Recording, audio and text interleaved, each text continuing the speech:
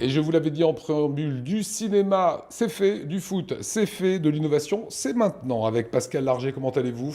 Très bien. On est ravis de vous accueillir. Vous allez dévoiler les secrets des nouvelles cuisines Emoji grâce à une e-machine. Alors je vois Marc qui dit tiens, c'est quoi ce truc-là? Il n'a pas l'habitude d'être dans la cuisine. Ouais, ouais, mais là, il aura peut-être envie de la concevoir. Concept très novateur que vous avez mis en place. On va voir des images et vous allez nous expliquer comment expliquer au grand public les cuisines. Qu'est-ce que vous diriez?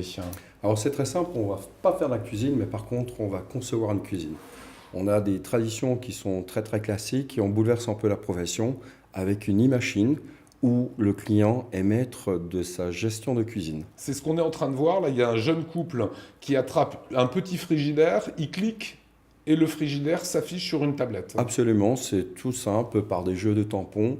Je prends mon meuble, je le pousse vers le mur, il se positionne automatiquement, je règle les hauteurs, je prends également des portes échantillons et les façades vont changer automatiquement de couleur, et ainsi que pour les poignées, tous les détails en appareil électroménager. Ça devient un jeu d'enfant. Voilà, la bonne idée en fait, c'est qu'on a quand même une petite maquette à la main qu'on va pousser, on va dire, et qui va se numériser. Oui, on a tous un sous-évier. En sous-évier, on va le placer. Après, qu'on choisisse son sous-évier avec des portes ou des tiroirs casseroliers, on le changera automatiquement, mais on va concevoir tout ça de manière numérique, en jeu, tout simple. Ce sont nos enfants qui vont nous apprendre comment on va dessiner la cuisine, et nous, derrière, on va juste rectifier les côtés techniques.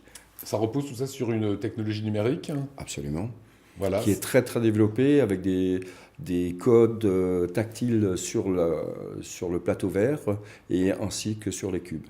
Et c'est vous qui avez conçu ça avec vos équipes? Oui, absolument. Alors, c'est une grosse innovation dans notre profession. On change effectivement de type de vente.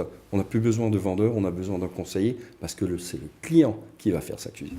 Alors, vous avez poussé le concept très loin, ça s'appelle Emoji. Et Emoji, ça sort tout droit, écoutez bien, de l'intelligence d'un robot, d'un androïde. C'est de la pure intelligence artificielle, regardez. Emoji pour tes cuisines. Emoji, mot d'origine japonaise qui veut dire émoticône. Chicissime, fashion.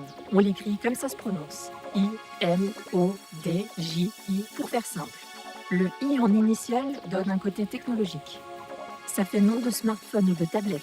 En plus, on lit plus ou moins consciemment mode et DJ dans Emoji, ce qui est cool. Un nom qui offre les émoticônes comme territoire de com. C'est rare. Les cœurs, les smileys, pouces bleus, les trèfles à 4 feuilles. Les concurrents vont être verts de jalousie.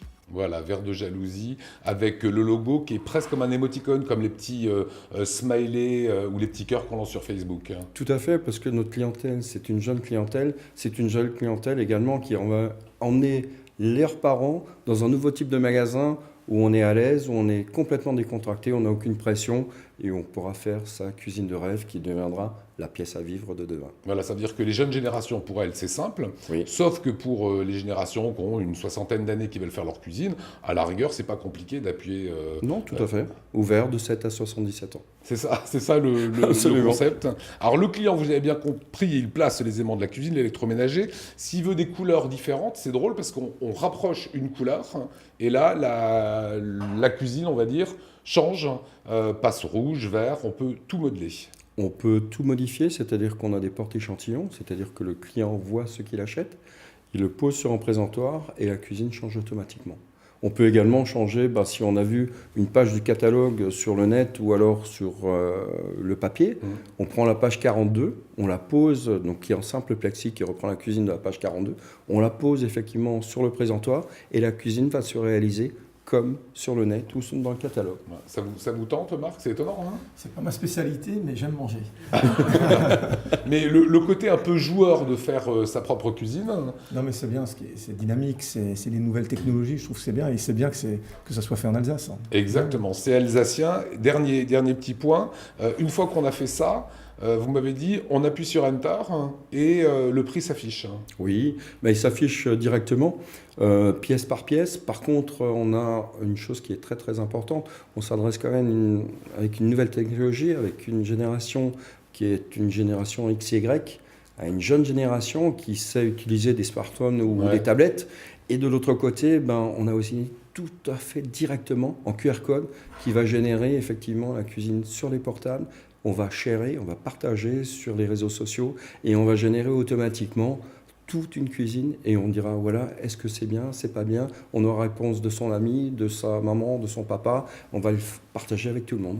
Comme ça, vous pouvez le partager avec vos filles également. Voilà. Positionnement financier, ça coûte combien par rapport aux cuisines, on va dire, dites traditionnelles? Alors, on est dans un positionnement entrée gamme pour une qualité qui est moyenne gamme, qualité allemande. Donc, qualité allemande, c'est Der Kreis en fait, hein, qui pilote, qui va construire ça. C'est moins cher, vous dites, qu'une cuisine traditionnelle? Ah oui, absolument. Au prix. Et le déploiement, quand est-ce qu'on va pouvoir le tester?